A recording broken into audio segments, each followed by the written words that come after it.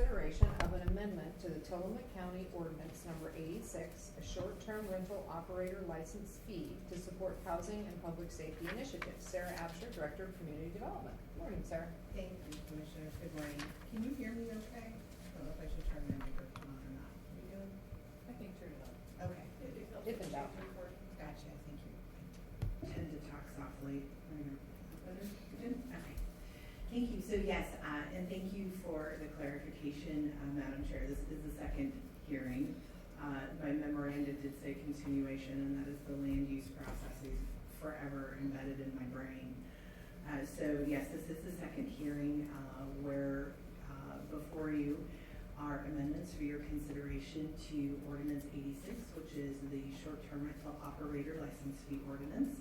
And just for a quick recap, this is an ordinance that was passed and implemented last year in 2021. And moving forward, it was determined that it would be appropriate to modify the fee assessment for this operator license fee. And so we started those hearings March 2nd. This is the second hearing.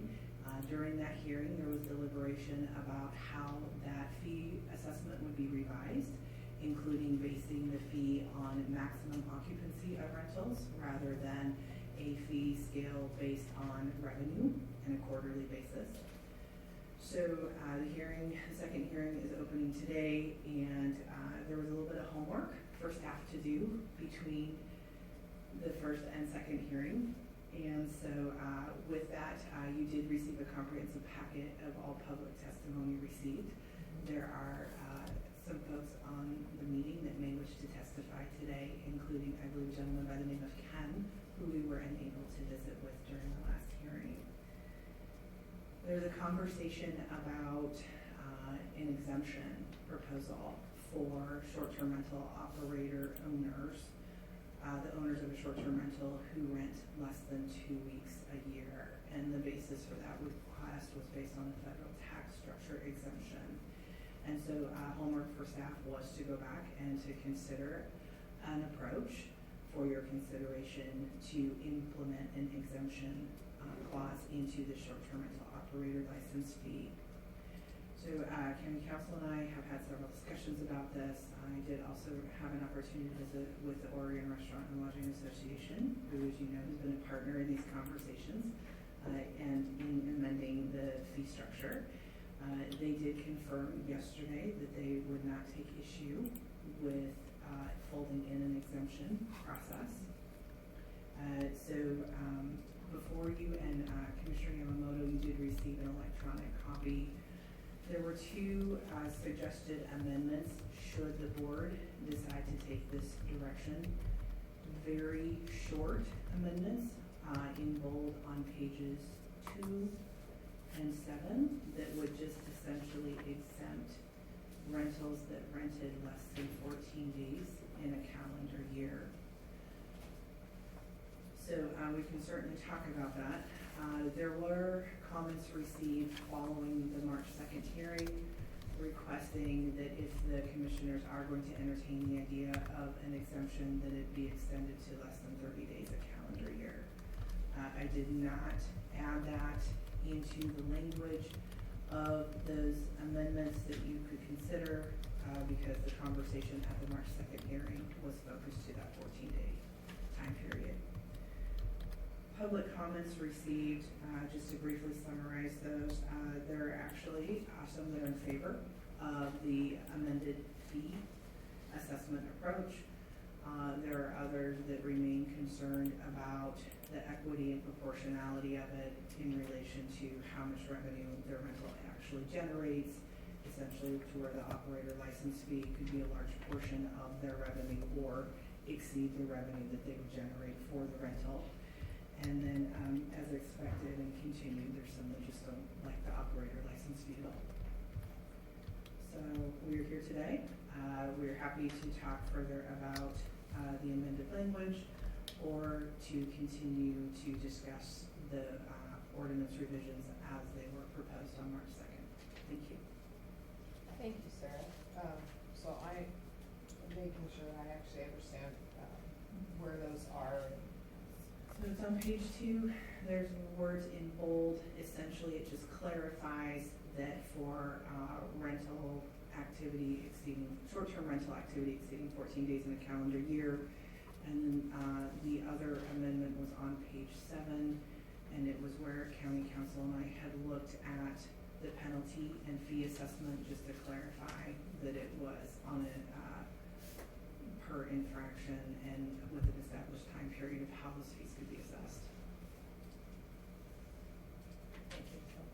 Thank you. Okay, does anyone have questions for Sarah before we open the public hearing? I would think this would be our time prior to that to visit with you as staff, and this is my first public hearing, so I'm sure you all will correct me if I'm incorrect as to where the steps I take. Commissioner, any questions? No, All right, go ahead. Okay. Sure, Commissioner Gamble, go ahead. Yeah. Yamamoto. I just wanted to confirm with Sarah that I did receive a copy of the revised packet and appreciate her work and Joel's work on this very much. Thank you, Commissioner. Commissioner Bell? I appreciate, Sarah, your work on this and your last-minute work to include the exemption that we talked about in the first public hearing. And I'm glad to hear that the Oregon Restaurant Lodging Association supports this approach, and it seems to be fair and equitable. As I mentioned to you yesterday, when we started this process, we had in mind that we didn't want to hurt the little guys, in quotes. And I think that this exemption addresses that concern, so thank you.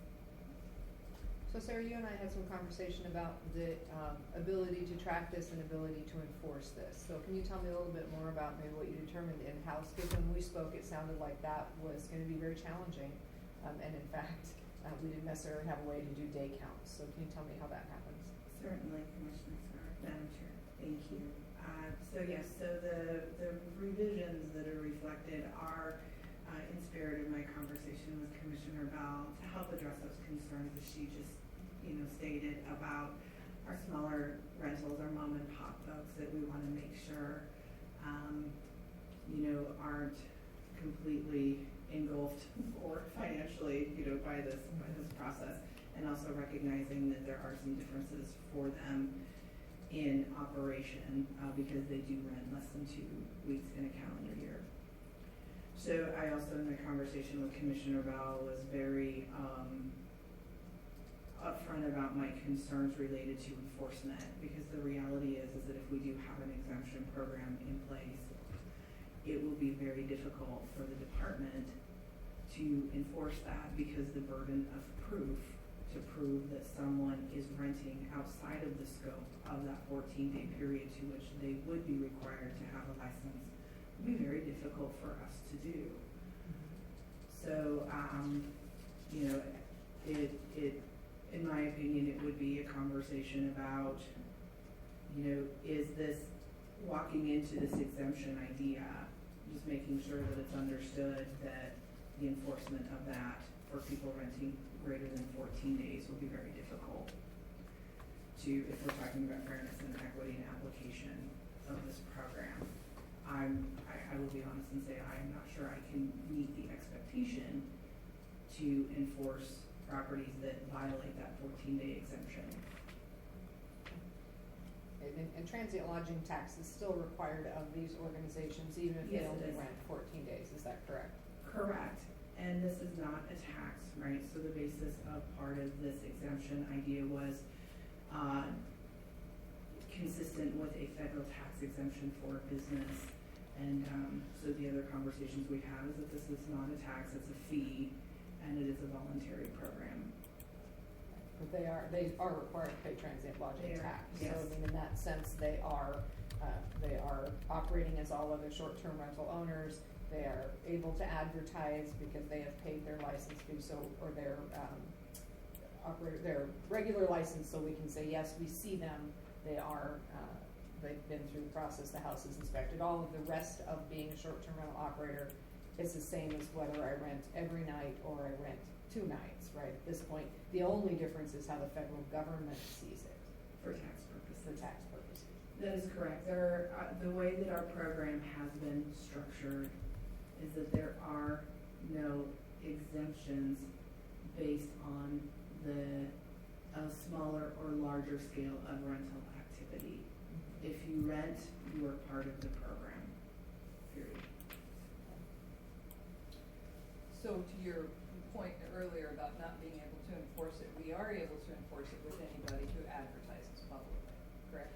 Well, that's the tricky thing, Commissioner Bell, and that's a great point to bring up. So the way that this is structured is that anyone could rent with, 14 days within that calendar period. There was nothing that would prohibit them from keeping their ad up all year long. So, and they may not, and in fairness to those owners, they may not know exactly what times of the year they're going to rent or when or how often. So, I think the flexibility of that 14 days is great, but that goes back to the concerns of if ultimately they can advertise all year long, and maybe, they should be able to because the permit ordinance itself allows you to advertise if you have an approved permit. I don't know how we would be able to separate the two or limit folks or even monitor and enforce maybe the times of year they were advertising for that opening of their rental. And I'm not sure our software would allow us to monitor that to that extent. So it would likely be a self-affidavit, that would be evaluated, perhaps in a secondary way with, well, what do they typically rent for, what's the TLT reported?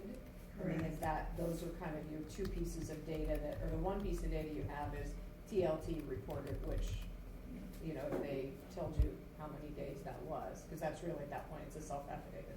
That is correct, and it's essentially self-monitoring.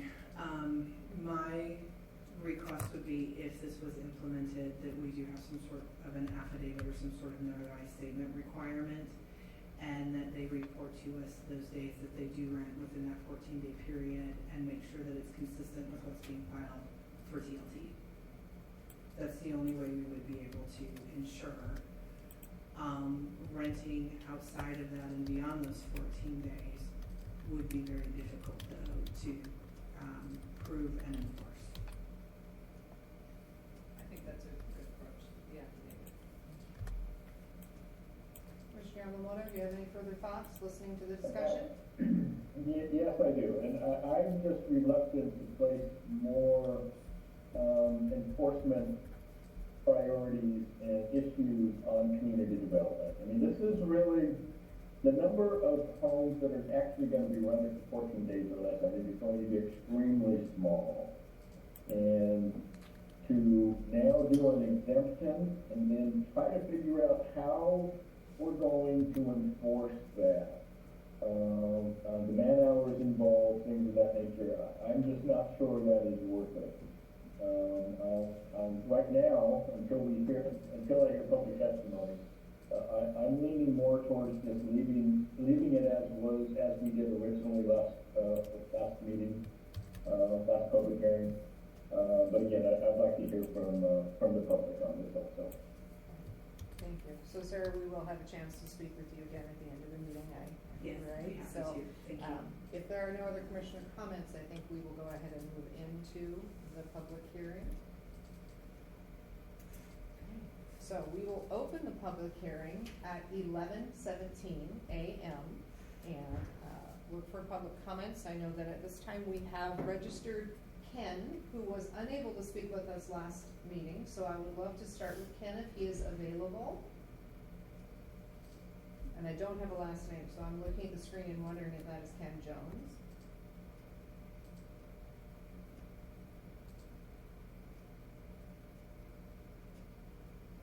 And if you're on the telephone, Ken, I believe it is *6 to unmute yourself and make your public comment.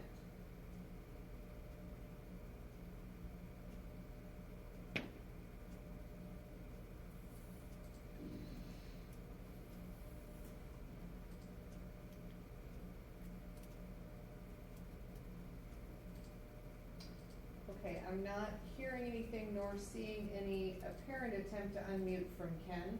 We will circle back around in case Ken is with us. So are there others on the phone who would like to make public comment? And I would ask that this be folks who did not make public comment at our last meeting, who did not send their public comment in writing, or who, if they have done either of those things, the public comment that they are going to make today is different or additive, as opposed to repeating the same public comment. We do have the public comments that were emailed, and we were able to hear everyone except Ken last meeting. So if you are on the line and would like to make public comment and did not comment last time, did not send an email, or your comment is new, unique information, I think if you're on the phone, you just need to unmute. I don't believe there's another function for that. So *6.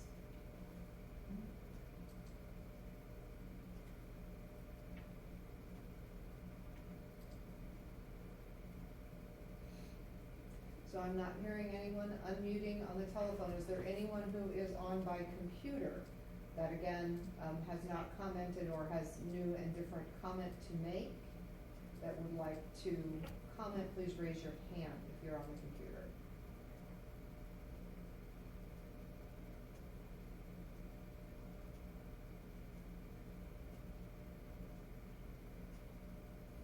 So I see one phone that is unmuted.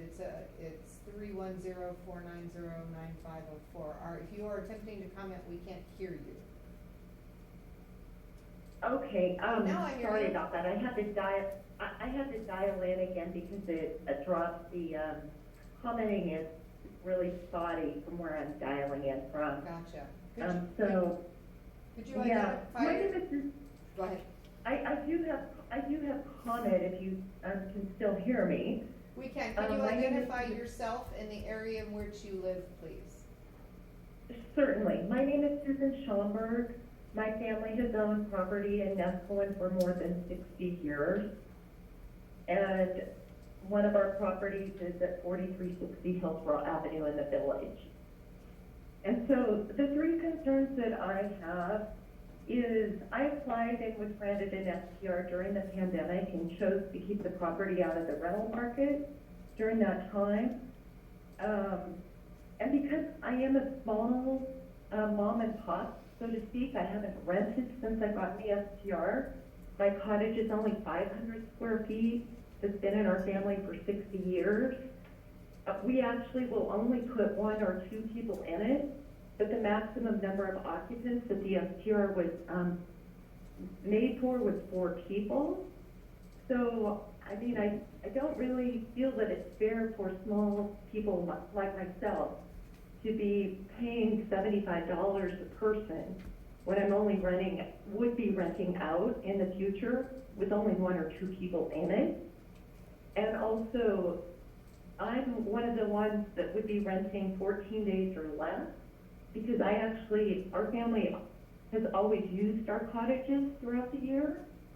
And there would be instances where I may not even rent it in a full year time. And yet I would be required, if this went into effect, to be paying $75 a person times 4 for using my own property myself, which doesn't seem like I should have to pay to use my own property. So those are a couple of considerations or problems that I have with the way that it's written right now. Thank you for your comment. I appreciate that.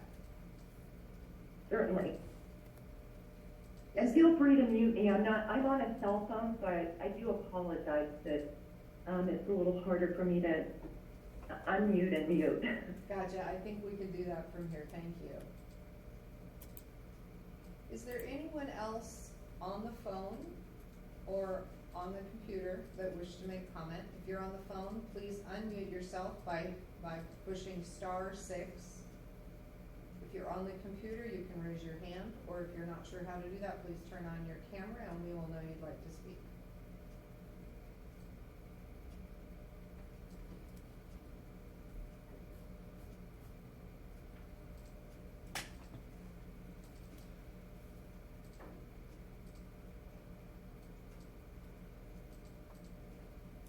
I'm pausing because technology is an interesting tool.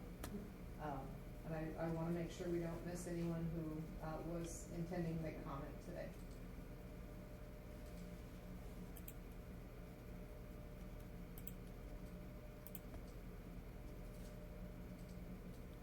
Okay, seeing and hearing no one attempting to make public comment, we will close the public hearing at 11:23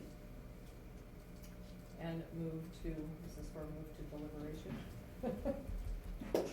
Thank you, Joel. So, Madam Chair, if I may? Just a second, Commissioner Yamamoto, is there something County Council for guidance here? Madam Chair, just in discussing with Commissioner Absher, just out of an abundance of caution, you may also want to open public comment up to anyone in the room before you close it as well. Oh, okay, thank you. And Is that there was any? a comment that I was gonna make. Okay, sorry, we had, is there anyone in the room who would like to make public comment? I apologize, I thought we had got people signed up. So we will reopen the public hearing at 11:24. Thanks. I didn't intend to make a comment, but in listening to what was just being said, I just wonder why would it be difficult to, the idea of enforcement, why would enforcement be difficult if you required everyone to pay that operator fee the first year, but then if they didn't report income for tax purposes, for the lodging tax purposes, during that year, if they didn't report income of maybe over $5,000, then the following year they would have a voucher and the operator fee would be forgiven. Seems like that wouldn't really take any enforcement or policing, and it seems a pretty simple way to, hurt the small operator. Could you identify yourself and Oh, your I'm sorry, location? this is Pam Zelinsky, and I live in Oceanside. Thank you. Thank you. Good. Thank you for I that thought that thought, was Pam, I was gonna ask the same question. Yeah, yeah, I mean, she was on a roll, I didn't wanna stop you, I wanted you to finish your thought. So thank you, Pam, appreciate that. Is there any other comment from the room?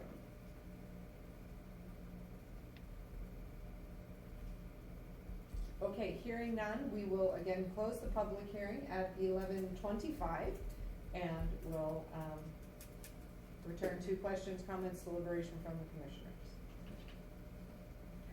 So Commissioner Yamamoto, did you have a comment or was that related to Pam? No, that was all, but if we're going into deliberation, if you want me to start, I'd be more than happy to. Is that all right? Is that?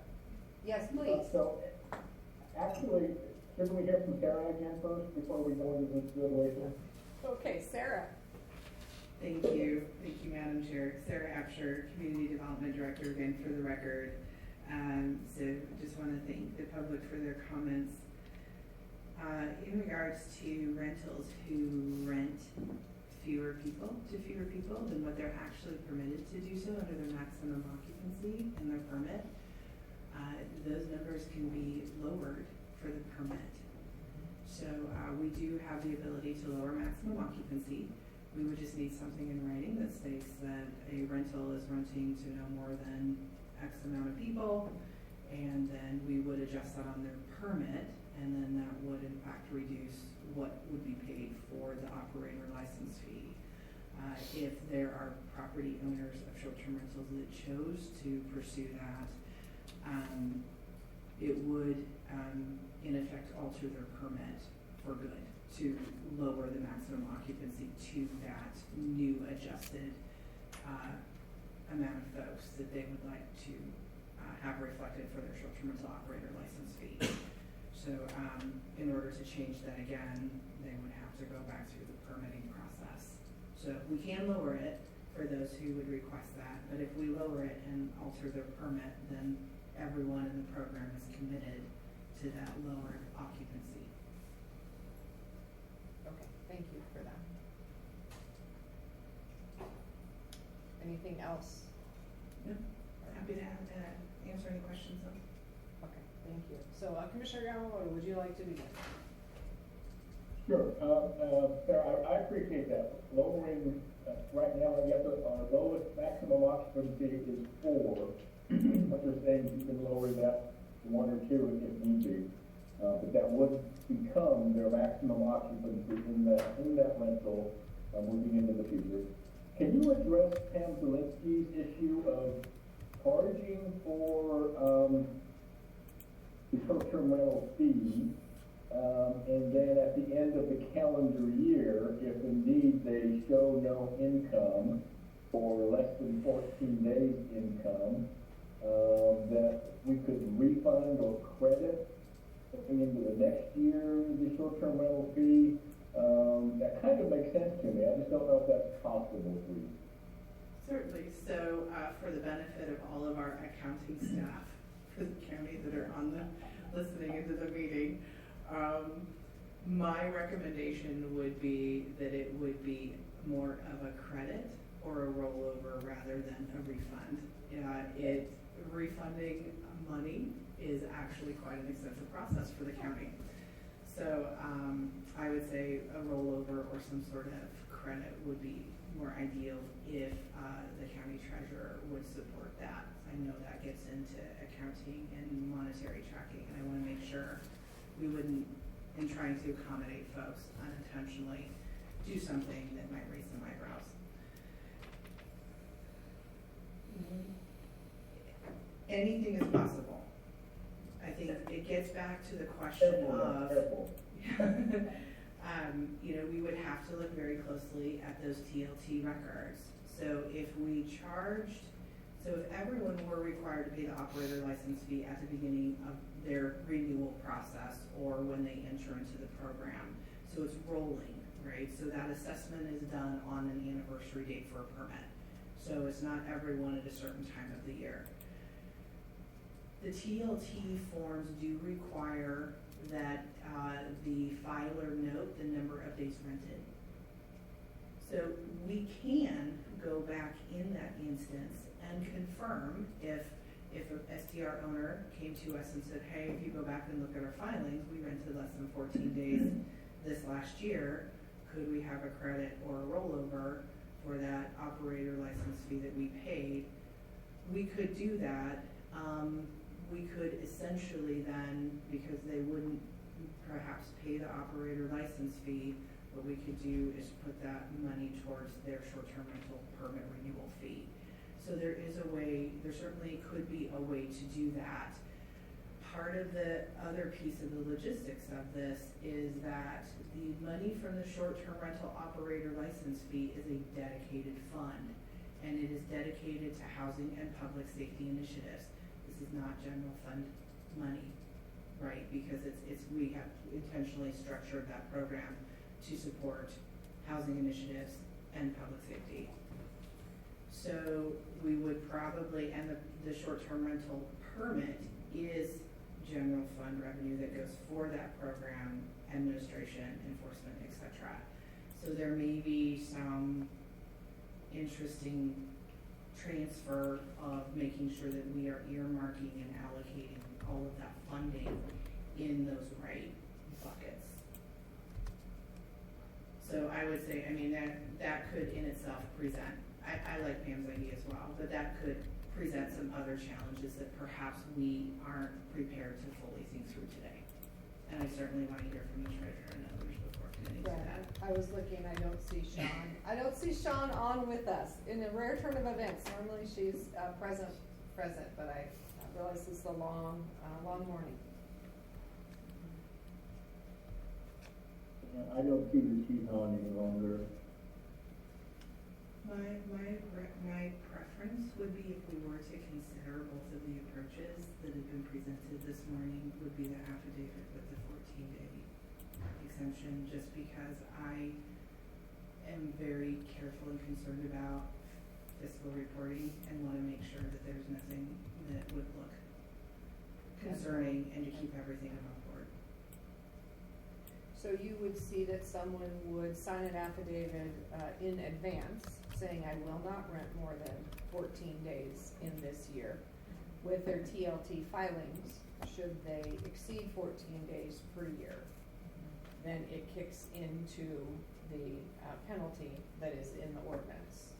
Unless they notify you, I think it gets a little more complicated, so let's talk about that.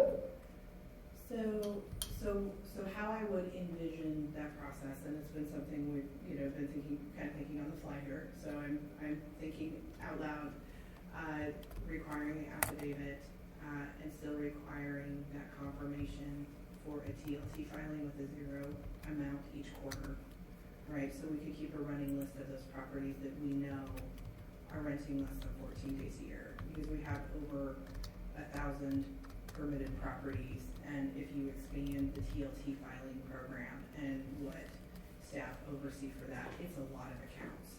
So we would wanna make sure we have that affidavit at the renewal date of a permit. We keep that list on file of those short-term rental owners who have confirmed that they are renting less than 14 days in a calendar year period.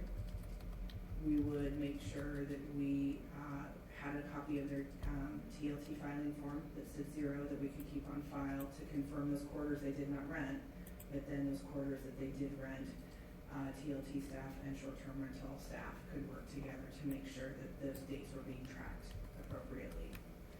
If someone did decide to rent more than 14 days, I think it would then be appropriate for them to pay that operator license fee, and they would have to notify us immediately following that 14th day of rental activity. And I think that's something, the language that we could put together to put in that affidavit. And just to get So, nitty gritty, Madam Chair, if I may. go ahead, Commissioner.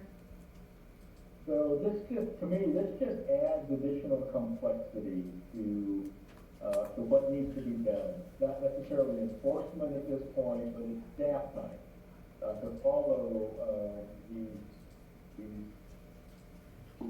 short-term rentals that are going to say by affidavit that they're going to rent less than 14 or less days per year.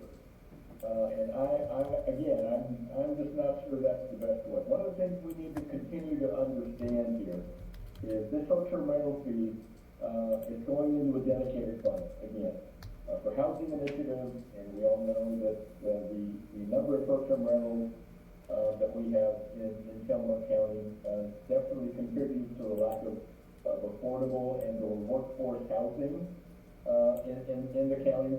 But also a major point here is public safety. We all know that short-term rentals contribute, especially during the summer months, to people that come to Tillamook County and they leave their minds, their common sense at home, and they come to vacation and have a good time, which is fine. But it really, again, this is another instance where in counties like Tillamook County, our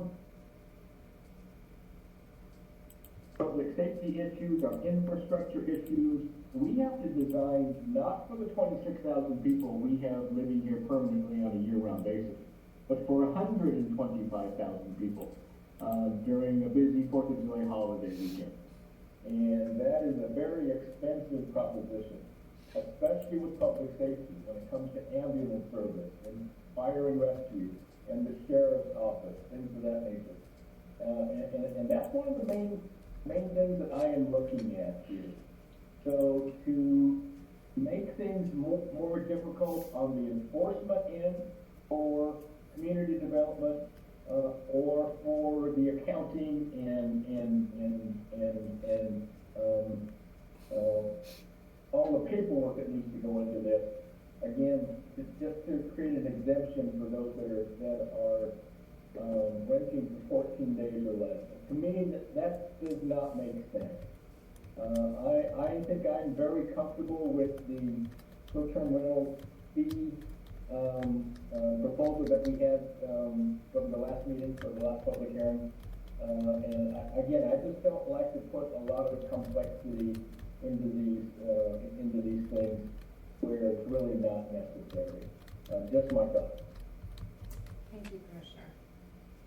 So I can understand the desire to make sure that we keep mom and pops renting here so that we have options. And I do understand that for some people, you know, they have purchased their home with the intention of renting it just a little bit.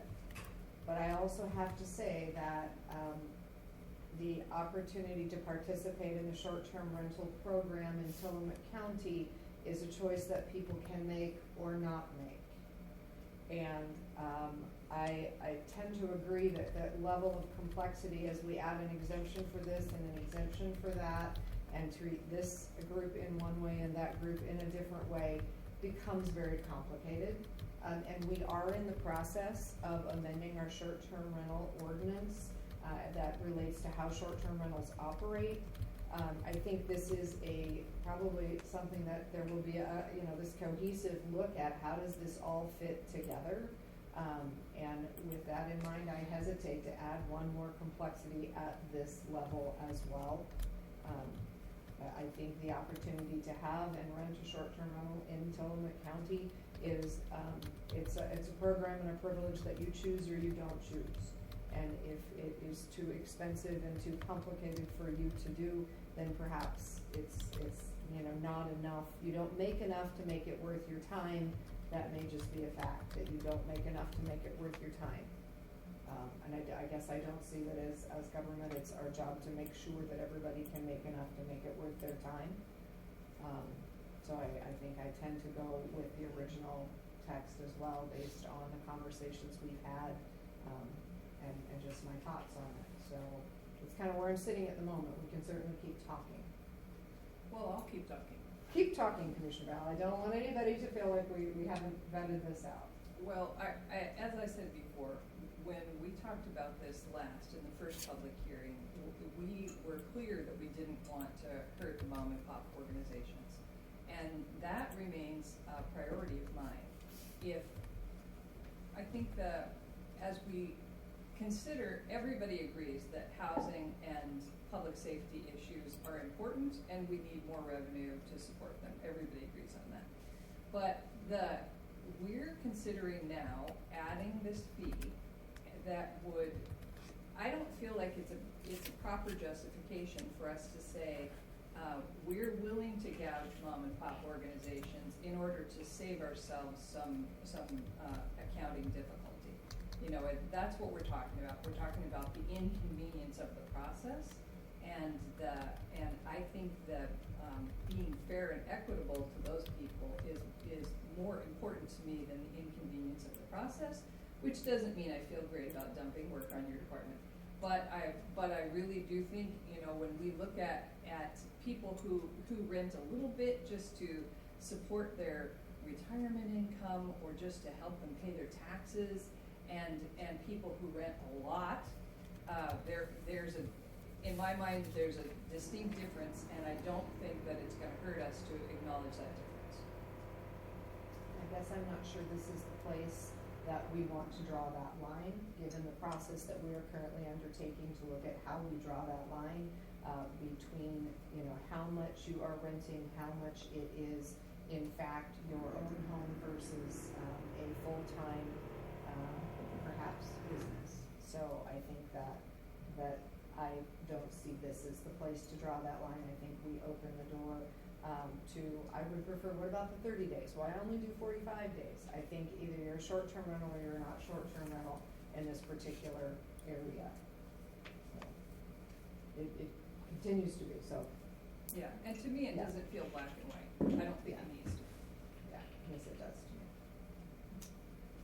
So I would tend to agree with Commissioner Scar at this point. It's not a right to be able to have a short-term rental in Tillamook County. It's a privilege. And it's something that we want people to do. But again, if it doesn't make financial sense, then you shouldn't do it. Especially in places where people are looking for short-term rentals. These are beachfront areas, things of that nature, and these properties are not inexpensive. They are not.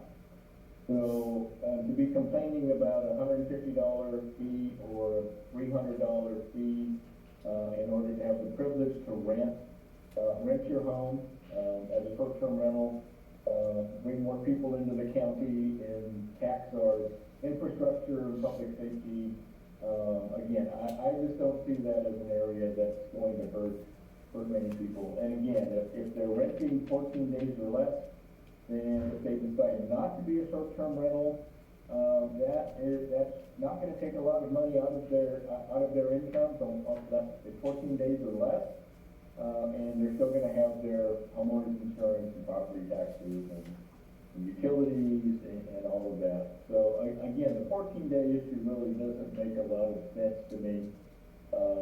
But the number of people that we bring to Tillamook County on an annual basis, is getting to, we have to understand too, that it's getting to the point with many people in Tillamook County, and we need to understand this, that it's becoming a burden on the local residents. So a small burden, small financial burden on those that wish to rent their homes, to me is not as big an issue as the burden that's being placed on our locals that are here year round. And that voice is growing in Tillamook County. It's growing all up and down the coast. It is something that we need to take into consideration. So again, here I'm not sure it's going to affect many people at all. And again, I just think the first proposal as it was brought to us is my preference at this point. Well, I read the writing on the wall, but I just want to say that I am moved by the public comment that we received today, and I'm moved by the public comment that we received in the first public hearing, and I feel good about the proposal as amended, and if you would like me to make a motion, I will make a motion to approve the proposal as amended. So we have a motion, do we have a second?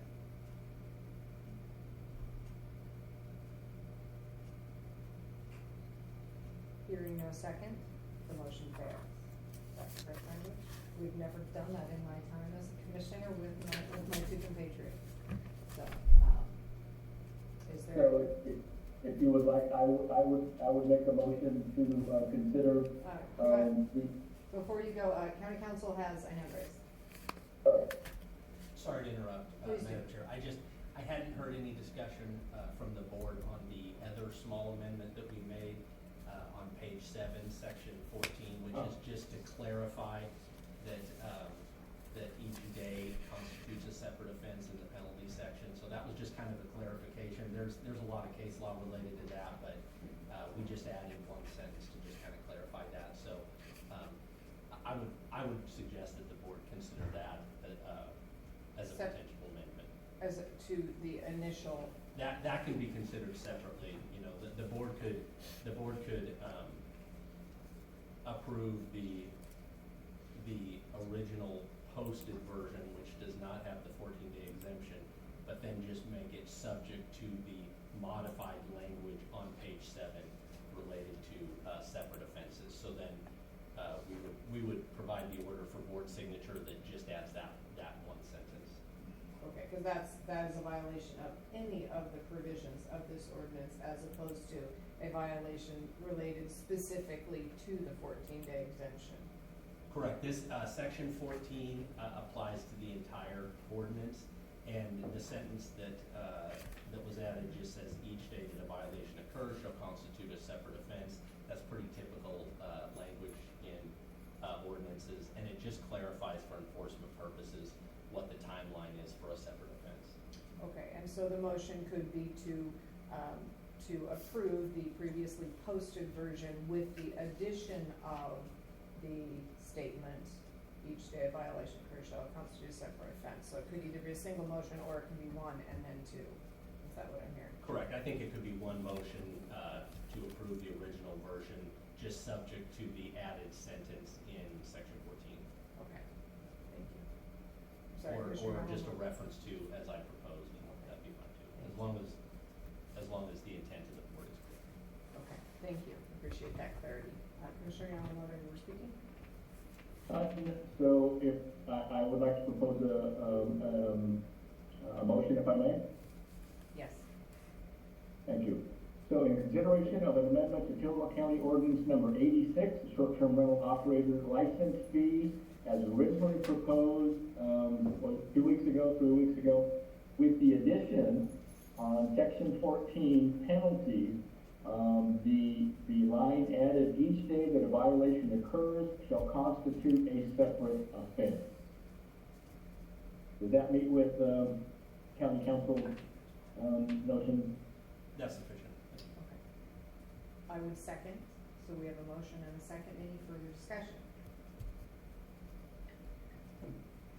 Hearing none, I will call for the vote. All of those in favor signify by saying aye.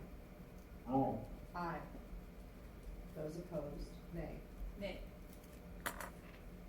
Motion carries.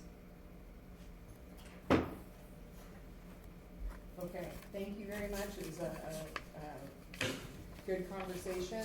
I appreciate the work of democracy. It's not always tidy. Okay, I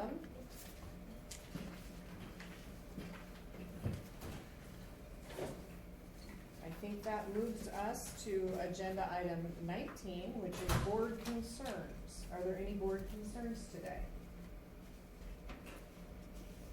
Commissioner Bell, do you? Not at this moment. Not at this moment, okay. Commissioner Yamamoto, any board concerns today you'd like to address? I think I'm good, thank you. You think you're good? Okay, I am good as well. We will move to board announcements.